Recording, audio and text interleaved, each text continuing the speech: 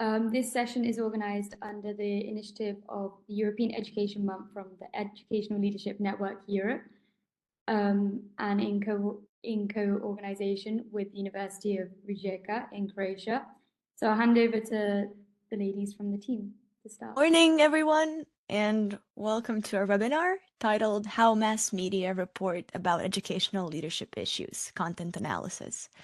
My name is Lucia, and it is my pleasure to open this event on behalf of our team of graduate students in the second year of Pedagogy Master's Program at the Department of Pedagogy, Faculty of Humanities and Social Sciences in Rijeka, under the mentorship of our Professor Vesna Kovač, PhD. A key aspect of today's presentation is, of course, our collaboration through ELNE, an initiative devoted to understanding and advancing educational leadership in today's complex landscape. We're also proud, as our colleague mentioned, to align this event with European Education Month, which champions research-based solutions and cross-borders dialogue to improve educational practices throughout Europe. So before we begin, I'd like to cover a few housekeeping guidelines to ensure a smooth experience for everyone. So first, please note that this webinar will be recorded. Second, if you wish to participate verbally or pose a question, please use the raise hand feature so we can moderate this discussion effectively. And finally, we encourage you to use the chat function to engage with other participants and share your perspectives and build on each other's insights. So, you will hear from our presenters, Katarina Jeletic, Stefani Čeh, Matea Franjetic, Virna Čehić, Ana Maria Perčić, Ulika Ivančić, Heidi Grabar, Nina Glavaš, and I, who will share key insights and lead today's discussion. So the webinar is structured in 4 sections, which all of us will present. But before I give you the details, I would like to invite our professor to say a few words. So Professor, if you could. Dear ELNE organizers, dear participants, dear students, it is my pleasure to attend this webinar as a student's mentor. I'm really very proud that our students have had the courage and motivation to take part as presenters at this event. You will be guided through a research journey undertaken by students within the course Educational Leadership. First, I would like that you know that students were equipped with a solid theoretical background on educational leadership, leadership styles, theories, and key content from various national and international policy documents. After that, we began researching the content of various types of mass media to explore how these topics were presented to the public. For us, it was very important to compare whether media reports about leadership and leaders aligned with these theories and policy documents. So let's hear together which topics are, for example, represented or underrepresented in public discourse, what the main problems are, and what challenges school principals and their co-workers face. We also decided to use this opportunity to highlight key issues raised in the media and examine whether available content can be used to formulate key messages and recommendations for policymakers. And just a few more words about how actually we fitted into the ELNE main topic, umbrella topic, which is collaborative leadership. Let me remind you that the recent UNESCO Global Education Monitoring Report on leadership in education also pointed to the diverse actors aiming to influence the direction of educational systems, including mass media. It states, the way the media covers education issues can influence public perceptions. Media can hold other education issues and actors accountable and can shape national education debates by doing so. So let's see what we found out. Enjoy the webinar, support our students, and engage in a lively discussion afterward. Thank you very much. Enjoy. Thank you, Professor. And so let's start our presentation. So, in our research, we applied content analysis to examine how various media outlets have been reporting on educational leadership issues from 2022 to 2024. Specifically, we reviewed 121 sources, including online news portals, television broadcasts, and other relevant platforms, and used a specially designed protocol to systematically capture the most important information relating to principalship, crisis management, and other leadership challenges. Through this content analysis, our goal was to identify certain themes, recurring patterns, and prevailing tone in media coverage of educational leadership. By categorizing and comparing these findings to some broader global trends, we aim to highlight both the challenges and opportunities facing school principals and their professional development. We believe that these data-driven insights can serve as a catalyst for critical dialogue, informing future research and guiding effective policymaking in the field of education. So, our first area of research was working conditions of principals. And what I will urge you right now is that in section 1, we will introduce the most common themes in media coverage, highlighting working conditions of principals, the attractiveness of principal profession, principal daily activities, principal's competencies, and leadership in crisis situations. So before we begin, I would like you to think that during this presentation, we invite you to reflect on your own experiences. Whether you're from Croatia or any other country, please share your comments on what has been presented. We have a short task. So think of a concrete example from your context that aligns with key themes we've discussed, and please share it with us.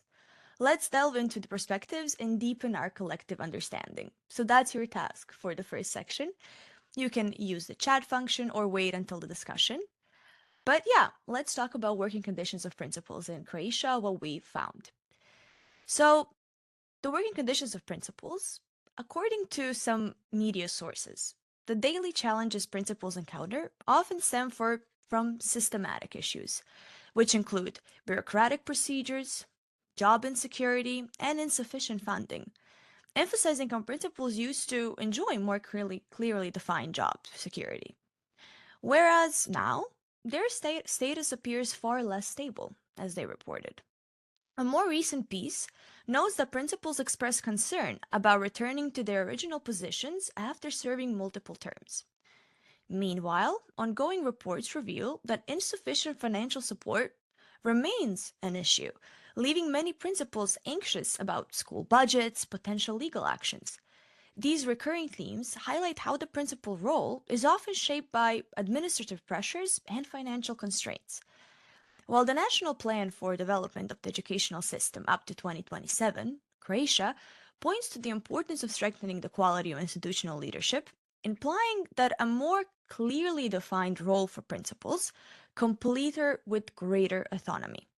Many stakeholders noted in these sources express a negative view of the current situation, reflecting a shared need for systematic improvement. So together, these insights raise critical questions about where and how educational leadership might be reformed to better serve principals, teachers, students, and the broader community. Is the attractiveness of the principal profession.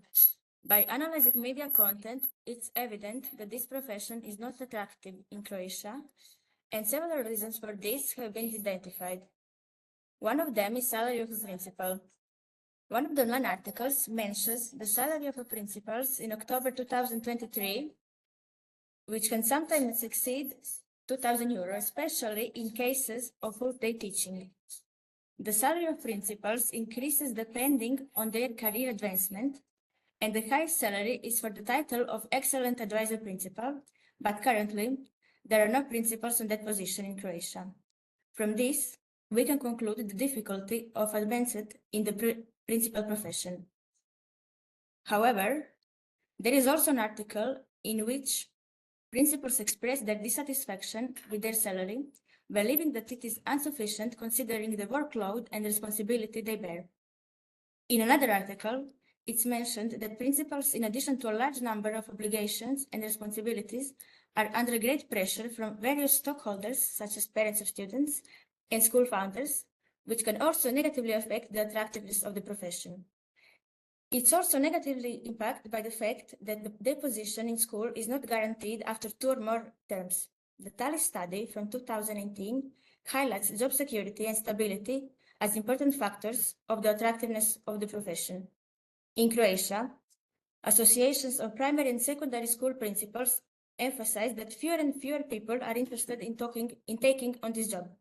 From the above, it can be concluded that this is necessary to work on improving the attractiveness of this profession in Croatia, as it's crucial for the successful and quality operation of schools. And now I will let my colleague Matea speak about our next topic. So our next topic is principals' daily activities. One of the categories we identify as frequently appearing in our analyzed article is the daily activity of school principals.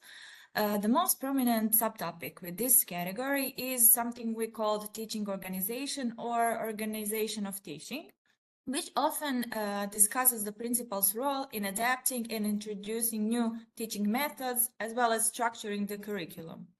For example, some articles highlight direct decision made by principals to address community needs, such as building a school gym to prevent students from traveling for physical education, or in other example, grouping students based on their skill level and monitoring their academic progress.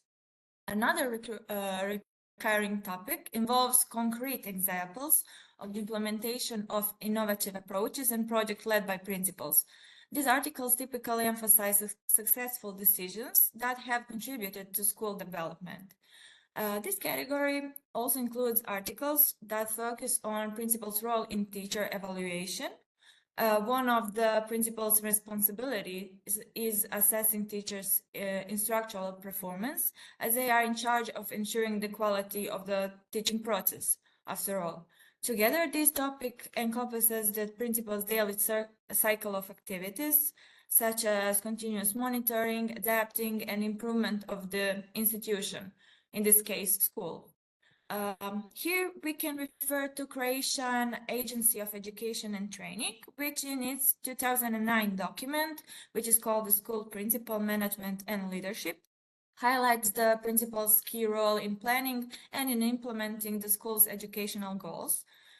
This includes aligning, moderating, and executing curricula and lesson plans. Additionally, one of the principal's fundamental tasks is to ensure the continuous professional development of teachers. And through performance evaluation, principals can provide feedback that helps teachers identify opportunities for their professional growth. Now I give my word to my colleague Heidi. Matea. So I would firstly like to start to list with competencies we referred to in our research. So all of the following competencies are defined by the Croatian qualifications framework, such as strategic planning and leadership, educational process and quality assurance, collaboration and communication, crisis management and well-being, human resource and organizational development. However, in the articles that we analyzed, there is also some talk about the language competencies, computer skills, and some others. When we talk about education and licensing of principals, there are several articles that highlighted that principals lack the necessary competencies for this role and that their competence levels are significantly low. Consequently, there is a recognized need for assessing candidates' competencies before they assume the position, implementing a system of continuous external evaluation or licensing for principals, and providing both formal and informal professional development. And this can significantly contribute to improving the quality of leadership in educational institutions.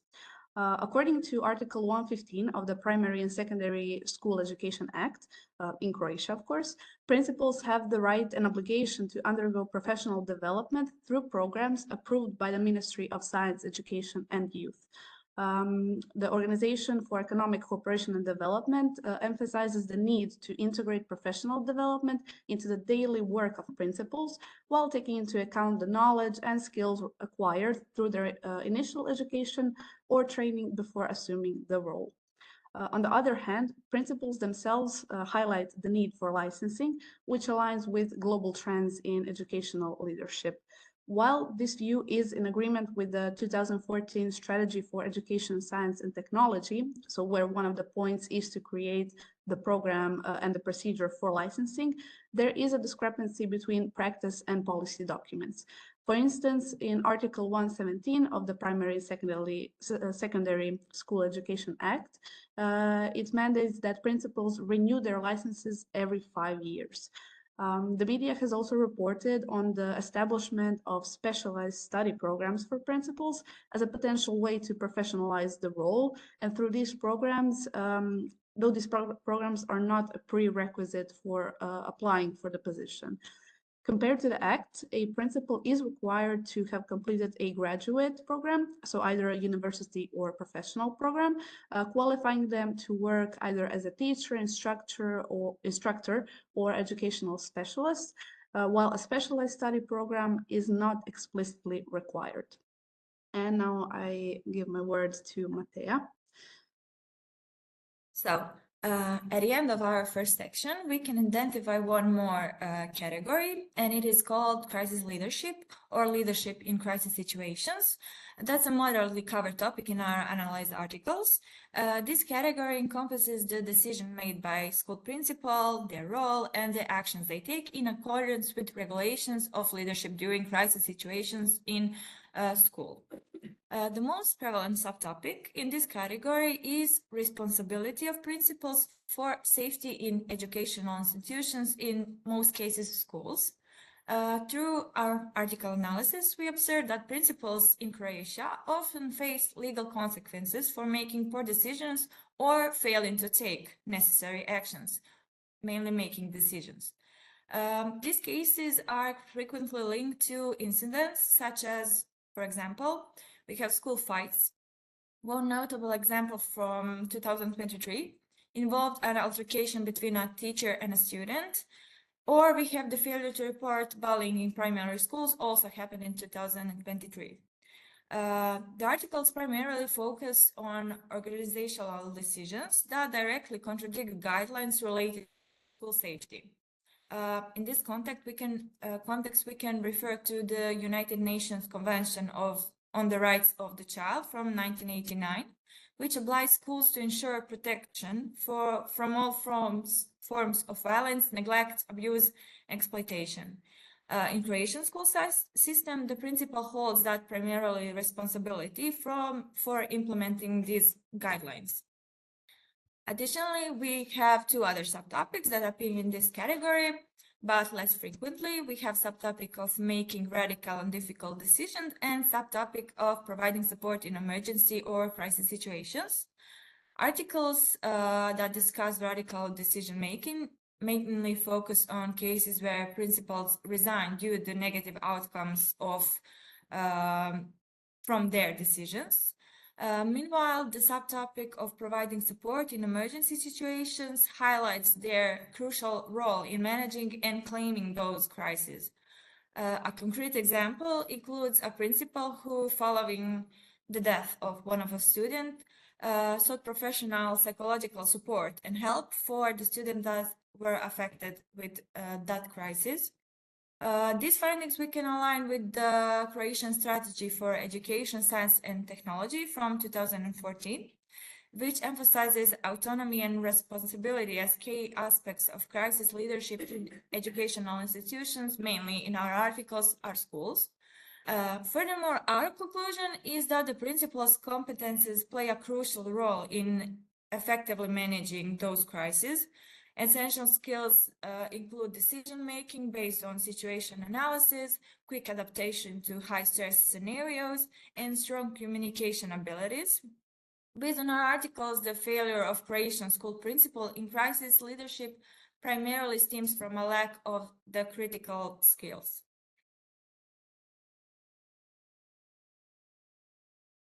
Okay, thank you, everyone. Now I'd like to open up the floor for discussion. We truly encourage all of you to share your thoughts, ask questions, and provide any insights related to the topics we've explored in the first section. As my colleague Lucia said, feel free to use the chat or unmute yourselves if you wish to speak. We would really love to hear diverse perspectives and experiences, especially from different countries. We have a few questions that we'd love to hear your thoughts on. So, how does the role of principals and their professional development compare in your country? Are there similar concerns in your educational system? And if you are from Croatia, as this research is, how do these findings align with your personal experience or observations? I think our colleague in the chat, Agnes, has asked two questions.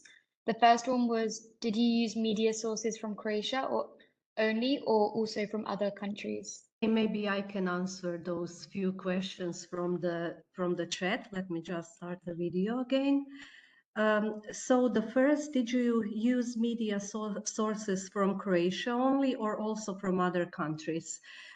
We used only media sources from Croatia for the moment. So this is the reason why we wanted actually to open a discussion about experiences in other countries. So we would be really happy if you can share, for example, whether the media reports about leadership and leaders in your country in a similar or in a different way that we discovered in our research. Maybe we can start with this first question and to hear a little bit more experiences from other countries, and then we can move to the other questions.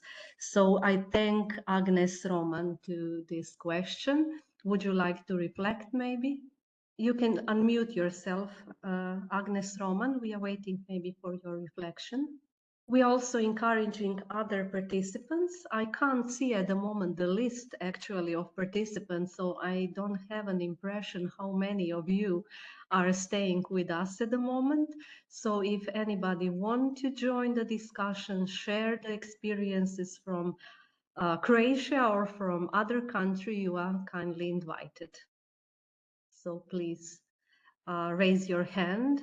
We will see, and then you can talk. I can't see anything else in the chat as a reflection to this first topic, and I can't see the words, right? Hands raised.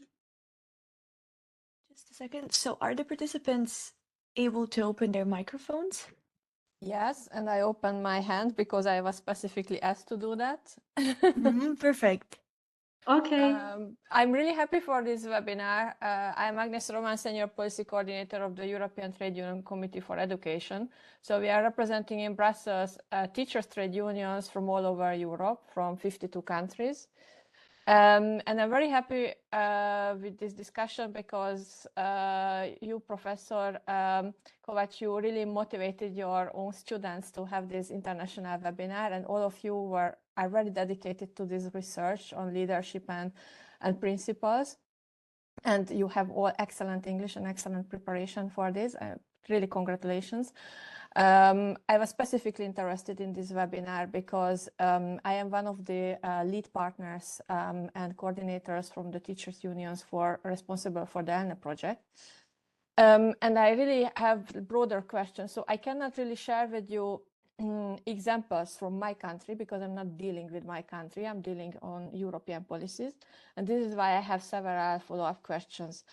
Did you choose this? Why did you choose this topic as a research? Are you also preparing to be principals? What exactly your master course is about? Meaning, what kind of professional title you will have after the master course? Second, you had reference to a lot of UN recommendations. I wonder if in your research, did you compare also these topics which you discovered on EU recommendation? And I know that is a difficult question because both the UN and the European Union does not have competence on national education policies. But at the same time, since you are referring a lot to UN recommendations, I really wonder if you found any relevance in EU recommendations which you think could support the principal's preparation. And do I understand well that actually it's not really it's not motivational to be a school leader because of the salary, the workload, the job security, etc. But did you discover, are there any motivations for teachers to make for teachers the school leadership position attractive? Because I was very surprised in your answer that management skills are not really a requirement. And in some countries, like in France, you cannot be a school head if you are not a manager. And I'm a former teacher, and I would not be happy just coming from a school or a class experience to be also responsible for a whole school about finance, about allocation of administrative tasks, time management, etc. So I really think that kind of preparation is really necessary. And my question is also about, do you think that the lack of preparation concerning all of these skills is also demotivational? Okay, I will try to, thank you very much for your questions, first of all. I will try to ask some of them, and I will, of course, invite also the students to answer some of the questions. So, as I recall, your first question was about the course, right? And the motivation why we did actually this research. So this is the course for the professional profile of pedagogues in Croatian schools, or maybe it's more convenient to compare it as to school counselors, maybe more visible in other countries' situations. So this is not elective course, this is an obligatory course for this professional profile. And the way how this course entered into the curriculum was actually the assumption that every educator, no matter in which professional position can find himself or herself in school, should develop leadership competencies, basic leadership competencies, at least to understand their professional rules as a person in collaborative leadership situation. So this is not a course specialized for future school principals, but for everybody in terms of distributive or collaborative leadership, and an obligation to collaborate with school principals in many issues. So this is the answer to the first question. And why we did this research, why actually I motivated students to do some exercise like this. Well, as I told you at the beginning of the webinar, we found very important to understand how media report on certain education or education policy issues in general. Because we are very aware that public, actually the people who are not necessarily working in schools or other educational environments, they are probably impacted, influenced by media in forming, designing their own opinion about how schools and how education system actually operate. So we would like to find out which messages dominate in the public discourse, which messages are perhaps underrepresented. And at the end of this webinar, of course, we will try to find out how to influence, or whether we should, as a professional community, influence media to change or to sustain such messages in the public discourse. So I will stop here, and now I will open the floor also for students. So feel free to speak up. I can add that this analysis, or you asked why did we even do this research, so we can say that this analysis is not just some academic exercise, but also a call for change, because we think if you want an education system that fosters strong and effective school leaderships, then all stakeholders, all actors from the academic community to policymakers must work together on some necessary reforms. So we actually hope that this research then did contribute to that goal. I had like 5 other questions. For example, why UN recommendations, why not EU recommendations? Do you think that it would be more motivational to improve the primary training of school leaders on management skills? Are there any motivational courses for teachers to make for them the school leadership position attractive? But I would like to have a follow-up question towards your explanation about you check the media. I wonder if the approach towards checking what is happening in the media it provides a correct, I mean, I wonder if the media itself, if you recognize that the media itself provides a correct pictures about school leaders and school principals, because what I can see, media is rather interested in scandals, problems like violence in schools, as you mentioned. And for example, from the teacher trade union perspective, there is also a very negative image about teachers in the society for years, specifically in our East European countries. I'm Hungarian originally. Because of the low salary, because of the change of regime after 1990s, destroying this profession. And the media really did not help because they were also just interested about scandals and something big events. What do you think? Is there any other ways, or did you discover any other ways to really clarifying the image of principals and the education sector issues, other than only the scandal focus of the media? I know it's a difficult question, and it's a very big question about communication of the media. Thank you, Agnes. Well, it was actually the main purpose of this exercise to see which topics are mostly represented or underrepresented in the media.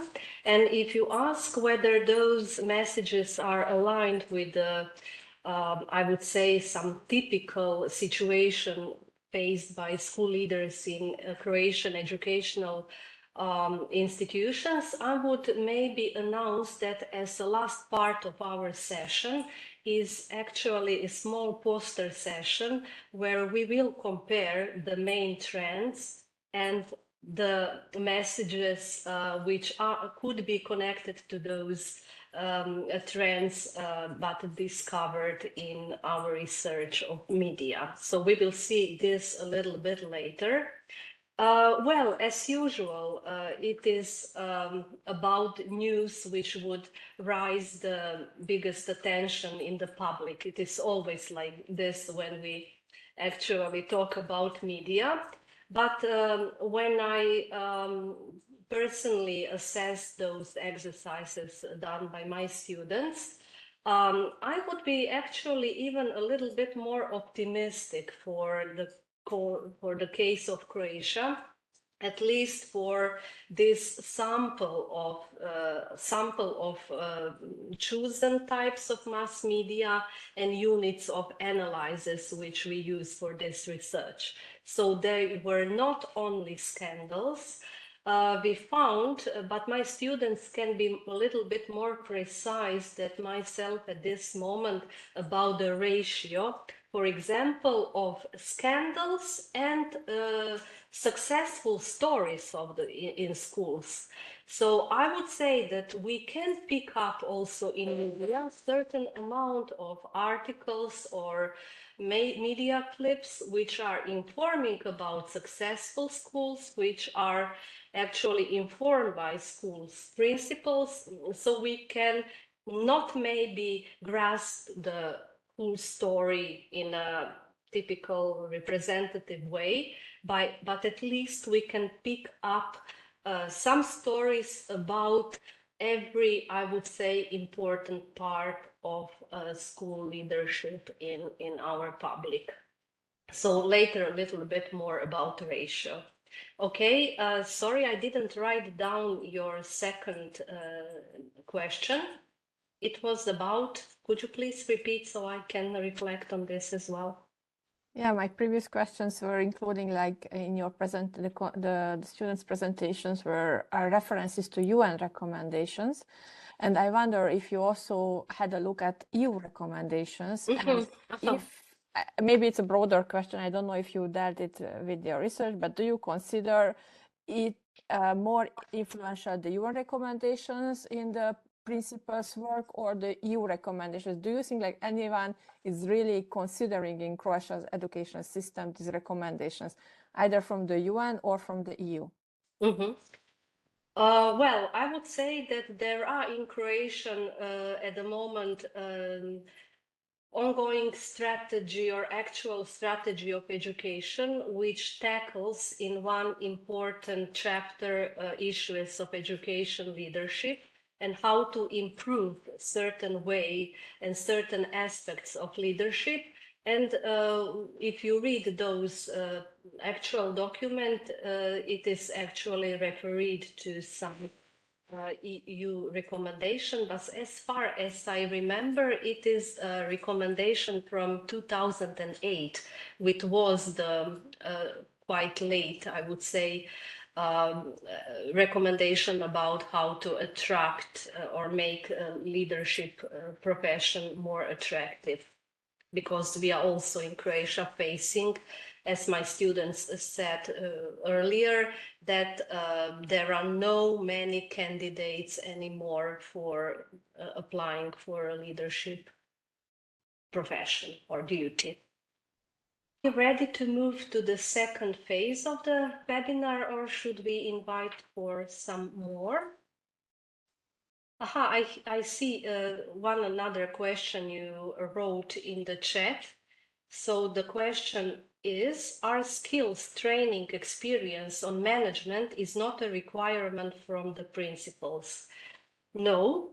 Actually, the most important issue and the most important criteria is based on years of experience in some of educational profile and work in educational institution. There are certain list of competences that should be take into account when considering call for application, and those are, for example, digital competences, knowledge of foreign language, and ability for or competence for project management. So those three competences are listed, but not some specific leadership competences. That's what the professional community in Croatia and the Association of School Principals are actually calling the education policy to change and to reflect more on leadership competences even before taking into the position. This is an open question in Croatian education policy, and we are actually discussing this in public very often, still waiting for the better solution.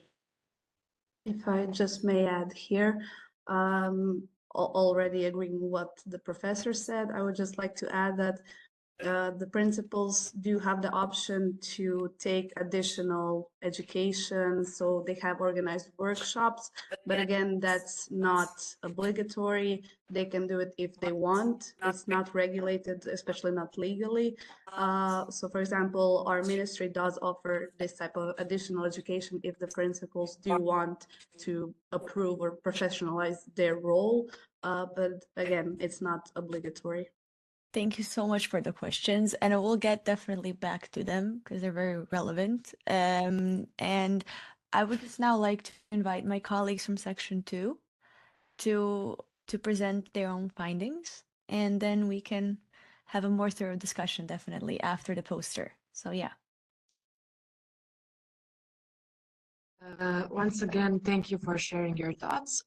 To conclude this first section, I'd just like to summarize some of the key statistics that emerged from our research. Based on our analysis of various media content, we categorized the articles into several types: brief news reports, interviews, and more detailed reports. And in terms of viewpoints, we identified three main categories: positive, neutral, and negative. However, the majority of articles expressed a negative stance, primarily focusing on issues such as the lack of professional development opportunities for principals, outdated policies, and insufficient reward systems. And additionally, many articles highlighted challenges such as unclear responsibilities for principals and the absence of effective evaluation mechanism. Before we move on to the next section, I'd just like to take a moment to introduce our research poster, which Professor has earlier mentioned. This poster offers a clear summary of our key findings and provides a visual overview of the study. And for anyone interested, we will share the link to the poster in the chat, and you'll be able to access it anytime during or after the webinar to review the details and findings. We hope it will serve as a useful reference point for further discussions. The poster includes important sections such as the goal of the study, about the research, topics covered, what the results indicate, and a review and recommendation. These key points will also be revisited in greater detail throughout the next sections of the webinar. And with that, we conclude the first section. Thank you all for your engagement so far, and let's now move on to the section 2. So in the second section, we are analyzing the most common problem of educational leadership covered in the media. The problem was unsatisfactory system for the selection of principals in Croatia. First of all, we need to emphasize that in Croatia, the school board in schools and the management board in kindergartens play a key role in the selection of principals. However, concerns have been raised regarding their objectivity and expertise in the selection process. So in Croatia, there is a prevailing mindset that jobs, especially those that are better paid, are always secured through connections by a person who is already employed or has an influence within a particular organization. Or so say the media. Regarding this topic, a few years ago, a case was reported in the major media outlets such as Jutarnji list, Dnevnik HR, and Srednja HR that a kindergarten principal's daughter was appointed as her replacement. This was a very controversial issue and in the education system, but the media report that transparency of this decision can be justified by the fact that it was made by the kindergarten management board after a competitive selection process. Article 37 of the Preschool Education Act confirms that this is the right way that it should be done. Additionally, this process was published on the city's official website, which is in accordance with the Preschool Education Act, Article 26. The media also reported that the union in this school had nothing to do with the selection process. The union, as a responsible institution, monitors the implementation of all regulations in the operation of kindergartens and ensures that all members and kindergarten employees exercise their labor rights. So the union said that this situation was not in their field of work. Also, the media reported that from the government from the city of Zagreb, they said the selected principal was hired after a competition which she achieved the best result, emphasizing that the office has not received any complaints regarding irregularities in the selection process. They also stress that the city has no legal authority to investigate private, personal, or family connections of candidates or employees. However, their priority is to ensure that the selection process is entirely transparent and fair. Nevertheless, The media have pointed out concerns about the professional qualifications of the management board, as well as the potential favoritism toward candidates who align with their interests. In 2010 was a legal change in the Education Act that limits the right to return to a teaching position. This change creates uncertainty for principals who have completed their terms but are not re-elected. In Croatia, there is a mandate limitation for teachers and professors, and they can have their position reserved for only 2 terms. After 2 terms, they lose job security and face employment instability if they are not reappointed. This regulation discourages some educators from pursuing leadership roles, as there is no guarantee of returning to a teaching position. In some cases, formal principals nearing retirement may even end up registering with the employment office instead of returning to the classroom. And that was the case which media reported about. A school principal who completed 5 terms before retirement was left without a position. And as a result, she had to register with the employment office instead of returning to a teaching role. This case highlights the lack of support for long-serving school principals who dedicated years to leadership roles. This situation raises concerns about how the system values and protects long-term educational leaders, and systematic changes are necessary to ensure greater job security for principals. So in this part, we encourage you to answer these 2 questions. How does the selection process for school and kindergarten principals work in your country, and what measures are in place to ensure fairness and transparency? Also, have there been any public concerns or media reports in your country about favoritism or lack of objectivity in the selection of educational leaders? If so, how were these issues addressed? You can post your questions in the chat or just turn on your mic and we will address your questions. So a 1 term is 5 years. Just a second. So in Croatia, school board is responsible for overseeing the work of the school, of course, and making key decisions. And the composition of the school boards includes 3 representatives of the school founder, for example, the local government or public school, then 2 representatives of the school's teachers and staff elected by their colleagues, and we have 1 representative of the parents, and they are elected by the school parents council. So these members are appointed and elected according to the specific legal procedures, ensuring that the different perspectives are included in school governance.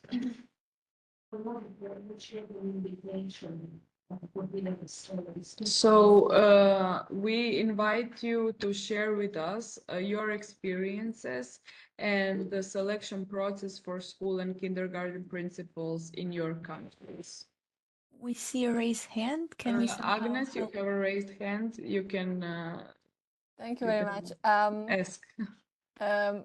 Actually, when you are posing questions, I have to find myself kind of obligated to be involved in this conversation, because I have a feeling that I don't know how many attendees we have. I can only see myself, which is really pity, because you made a lot of preparation for this webinar, and I'm really happy that it is recorded, so interested stakeholders can listen it again. I was really interested in your case about the favoritism, because you put together the 2 different angles. Somebody was apparently didn't like that there was a family connection between the former principal and the new principal. At the same time, the trade union and the city council said that the person won fair and square. Do I understand well?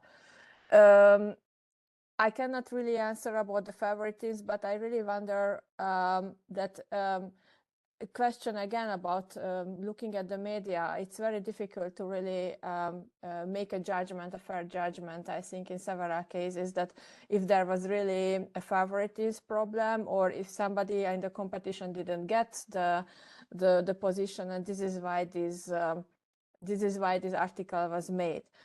But following your previous descriptions about how to be a school principal, and that it's not really so much a permanent job, there is a problem with job security, there is a problem concerning attractiveness. I really wonder, what do you think, why was exactly this so much of an issue?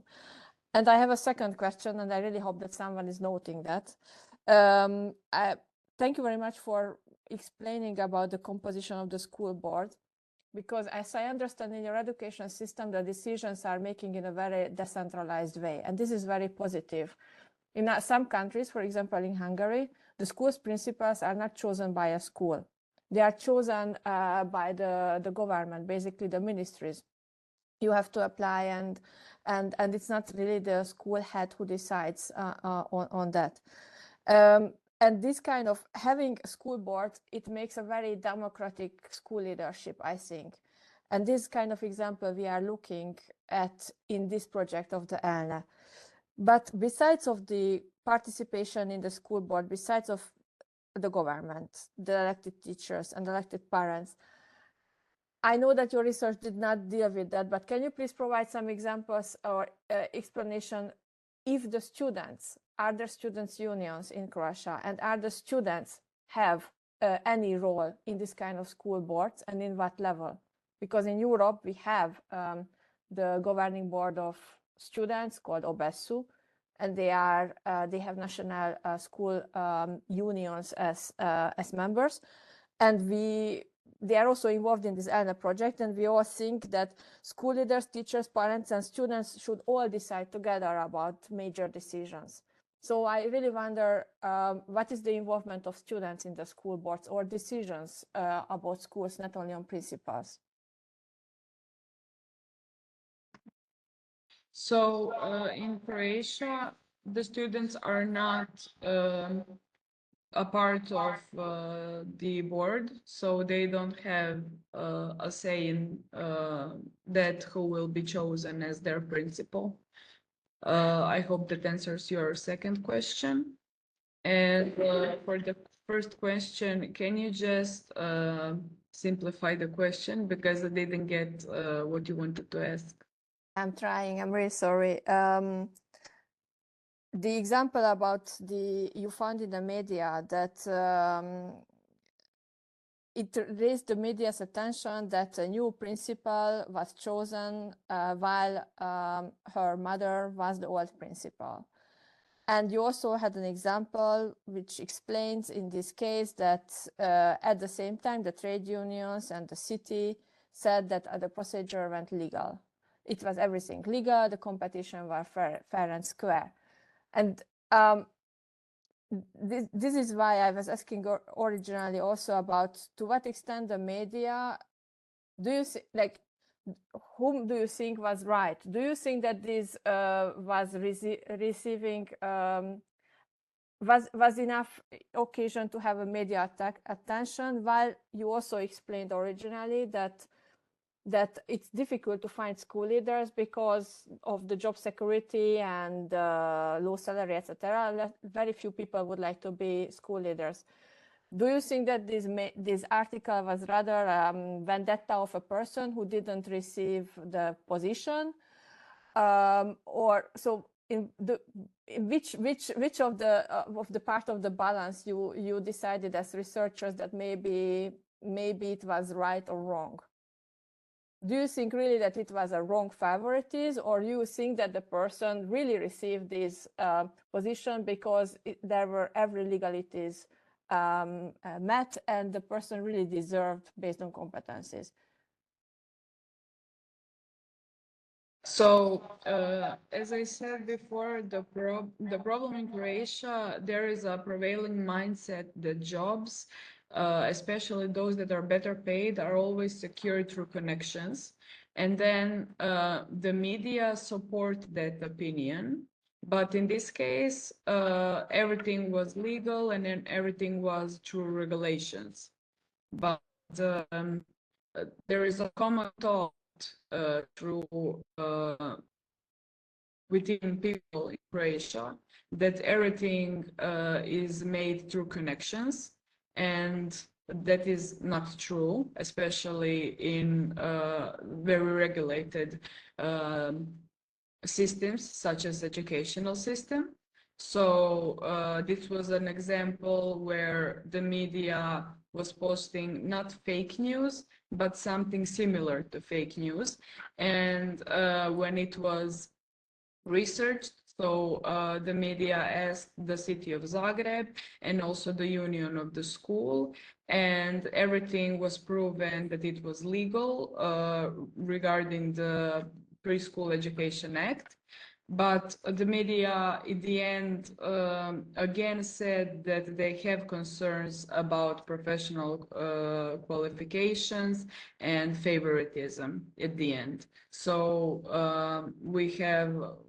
we see a problem that occurs in Croatia with media and their and usage of media, actually. I hope that this answers your question. Perfectly. Thank you very much. And I would just like to add regarding the students' participation, even though the students are not in the school board, we do have a student board on their own where they do discuss different issues pertaining to students, and other teachers can also participate in the student board as well, but just not in the school board pertaining the questions of choosing and electing the principal. So we do have student boards as well in secondary and elementary school as well. Okay, thank you for your questions. And now we can move on to the third section.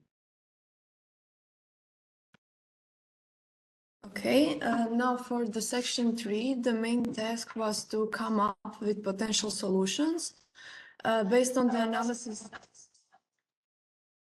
analysis of the media and the identified problems. And we did that using the brainstorming method in class, which lasted approximately 30 minutes. And then based on the knowledge from the course and information from the media, also having in mind the key actors in that area, we came up with several solutions. So we created a policy document for the Minister of Science, Education and Youth based on 2 identified issues, and that is the selection of principals and the professionalization of principals. The main problem that we decided to solve is the unsatisfactory system for the selection of school principals in Croatia, and the goal is to change the existing system for the selection of principals.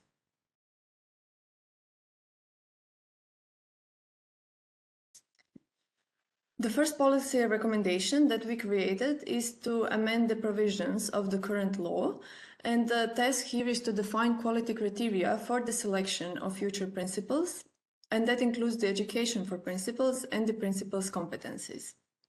Then the second policy recommendation that we created is to eliminate the possibility of political influence during the selection of principals. And the first task here is to consider whether the school board in its current role is an appropriate body responsible for the selection of principals. And the second task is to form an independent team for the principal selection process. And that team would include the professional associates, teachers, experienced principals, university researchers in the field of education, and also representatives from other public institutions within the local community. Sorry, everybody. I said that we have 2 more recommendations regarding the identified issues that my colleague Stephanie explained.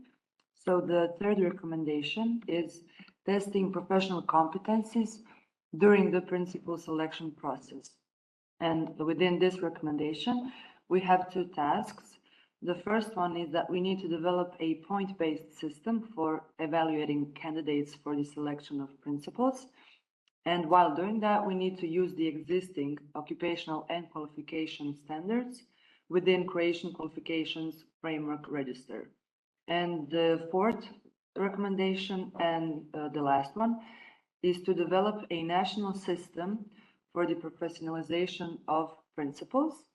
So with that, we mean that it's necessary to publicly advocate for the importance of professionalization through campaigns and partnerships with non-government organizations.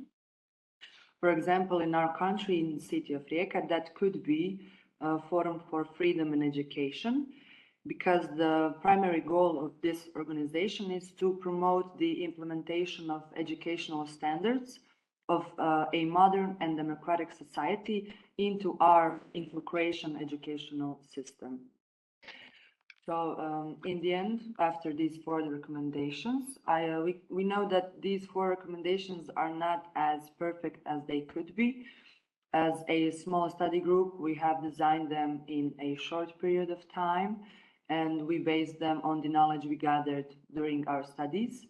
And we took into account global trends in the field of education. So given this, we actually wanted to ask you a question, because we believe the answers will be useful in the future when it comes to solving and giving recommendations of this kind. And the recommendation is, the question is, are there any recommendations like this being implemented in your country? Can you tell us, are they even similar or completely different?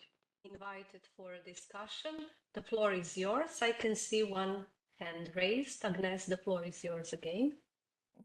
Thank you very much. It's very exciting, your policy recommendations. I really didn't expect that your research will end up to recommendations. And did I understand that you sent it to the Ministry of Education? No, we didn't. We didn't actually send it to the minister, but it was like between us. We wanted to communicate what they could sound like, but we didn't actually do it. Okay, so challenging question. Why not? Because these are exciting recommendations and you have the motivation to change the system. And we are discussing a lot about how to change the systems in this ELNA project based on research, and that policy making should be based on research. And you made a lot of research. So I think it's a very exciting contribution to really ministers to consider, policymakers in your country to consider your recommendations. And I really wonder if you would like to do something with it. And I really wonder why, if you would like to do something with it, I would suggest you to cooperate broadly and to present this research and these recommendations more broadly. Not only partnership with NGOs, but for example, I wonder how would you imagine partnership also with trade unions, because my organization is representing 4 Croatian education trade unions. And also we have another lead of the ELNA project, the European School Head Association, who also has 3 members from Croatia School Head Associations. So this could be a very good basis to cooperate with parents' organizations, students' organizations, school heads, teachers, teacher trade unions. So I wonder if you are planning to move forward with this. Thank you very much for your comment, for encourages us actually to continue speaking up about this topic in public, not only at this webinar as our first public presentation about this research. As encouraged by you, we will probably discuss about alternative way to talk about this research also here at the university or maybe in other publics. So thank you for this. Well, I can announce that we are planning to organize an international conference in September. It is ENIRDELM, which stands for European Network for Research and Development in Educational Leadership and Management in Europe network. So Rijeka is going to host this international conference, and we can of course continue our discussion there as well. So you will be invited. So please feel free to share your contact with us. So as my students told you, this third section was just the beginning of a sort of policy lab, and we tried to formulate certain recommendations by using only this information we collected. So media clips and examples of important national and international policy documents so far. So, of course, when we go more in public, we will make this base of information a little bit bigger. So actually we have to make it wider, also the sample of units for analysis, so we can be even more valid for this way. Okay, now I'm back. I'm giving the floor back to my students if they want to add something more about it. If maybe they can share if they feel motivated now to use this presentation also somewhere else.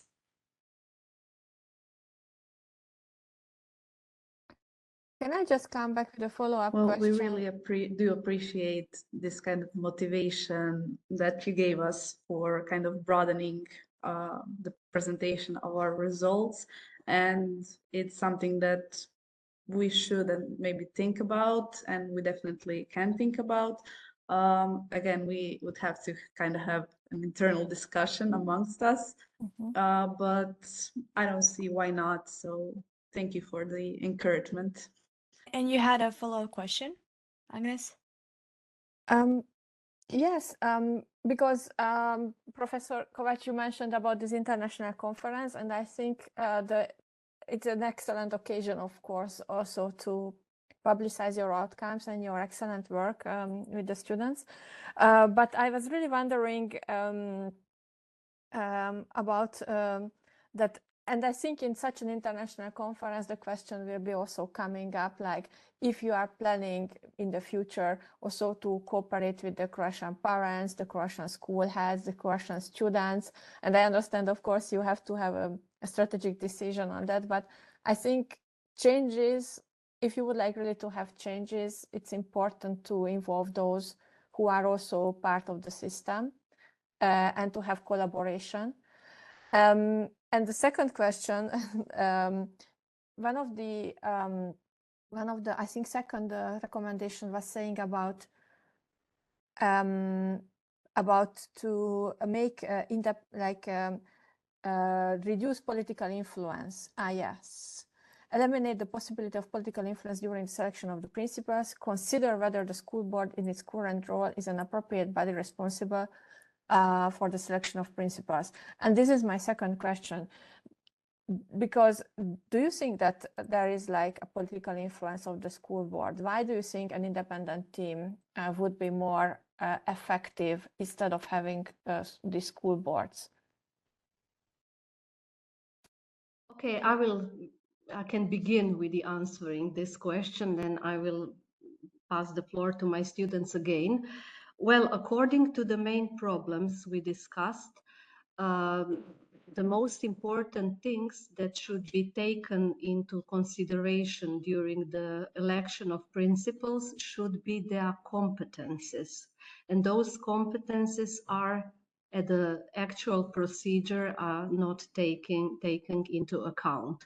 So if the competences are not on the stage of this selection process, of course, something else can prevail. For example, whether some candidate can be, I don't know, more interesting for certain group of people in schools. So things and criteria like this can actually direct the way of election process.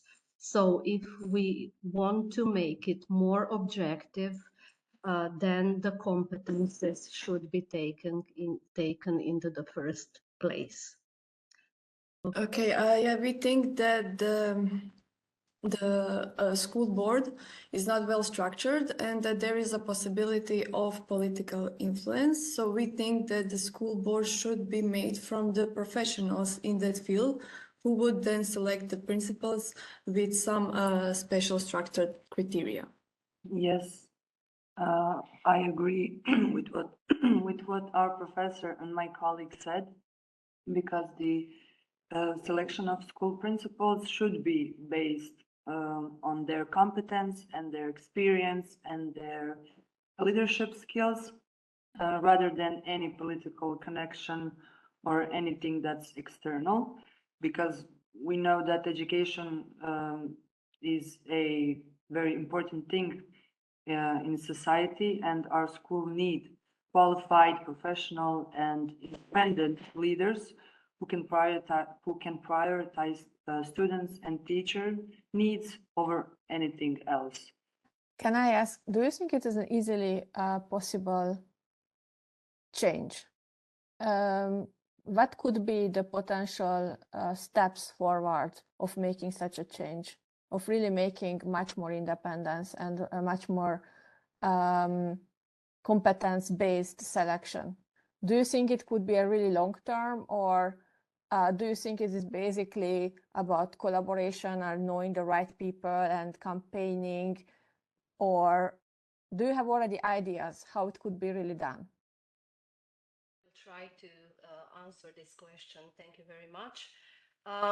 It is actually a very difficult question. It's not because I cannot say yes or no, as an answer, but because there is a long-standing, I would say, history of trying to change this process in Croatia. So what we have done and what we have faced recently, and when I say recently, I mean in last 10 or 15 years, various ministries of education appointed expert groups with the task to come up with new procedures, new policy documents, and new ideas how to change the system of principal selection, but also the whole package of how to make the thing more professional. So various expert teams came out with various policy documents which were publicly presented, but unfortunately they were never that much influential that could have changed the law. So what should be changed in the future is actually changing those parts of the law of education and acts in education where the way of electing principals is described. So it is actually really important policy message that should be directed to Ministry of Education. So this is what we tried to do also within this ELNE webinar so far.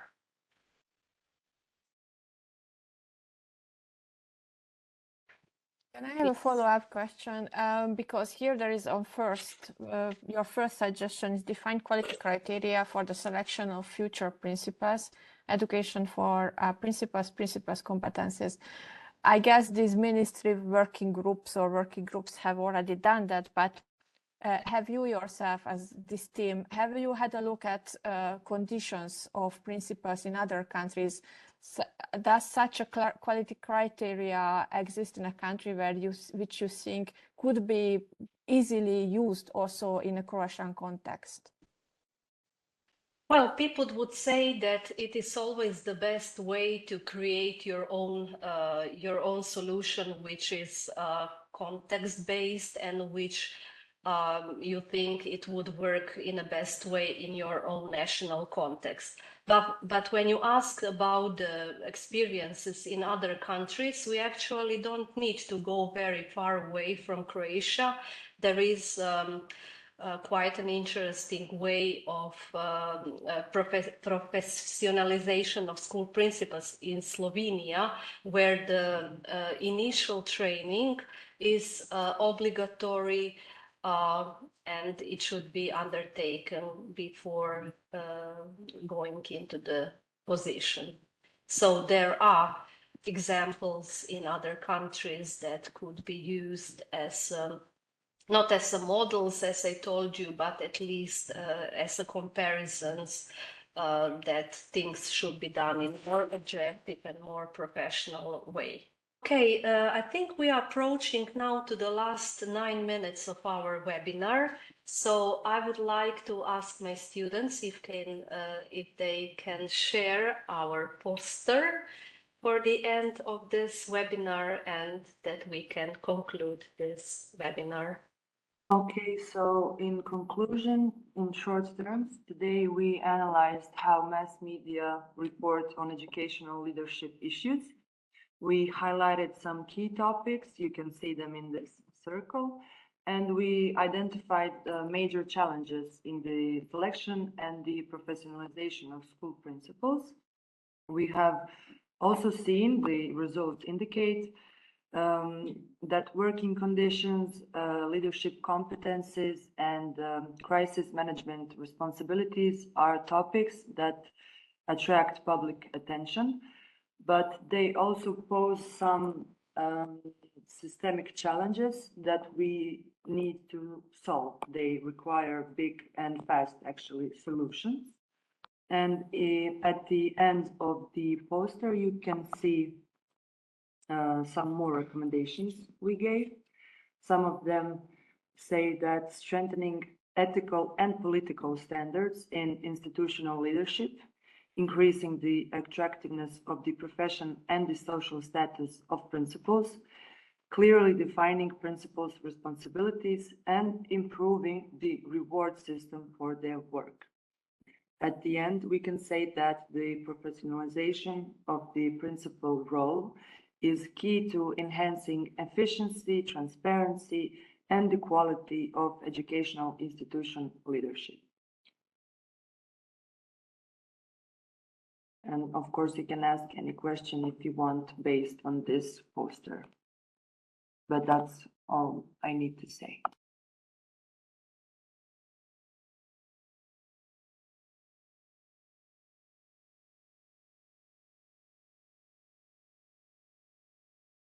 So you can please have a look also at this graph. So this is actually the ratio of various topics covered in the media about leaders and leadership. And what I would like to conclude for this ELNE webinar is that, of course, I'm really glad that our students did this research, and I really hope that in our next activities we will also have other partners who can speak in their own names, like school principals. I'm sorry, I cannot see from the list of our participants school principals themselves. So we were actually maybe expecting and would be happy to hear also their reflections about media and how do media report about them and their concerns and issues. Of course, we would be very happy to hear more from very active NGOs, networks of school principals in primary and secondary schools and in kindergarten, and of course other professionals and researchers in the field. Of course, in a best scenario, it would be nice to hear from somebody from the ministry, so we would be also happy as a small team which we did this research to hear about the future and the next strategies being taken at the highest level of education policy in Croatia. So thank you very much for joining this webinar. I hope you enjoy it. I hope you realize that we were sort of biased by being only one small group from one university, and we actually wanted to inspire also other groups and other interested groups to speak up about this issues more often and widely. Thank you very much. Thank you. Bye-bye. Thank you.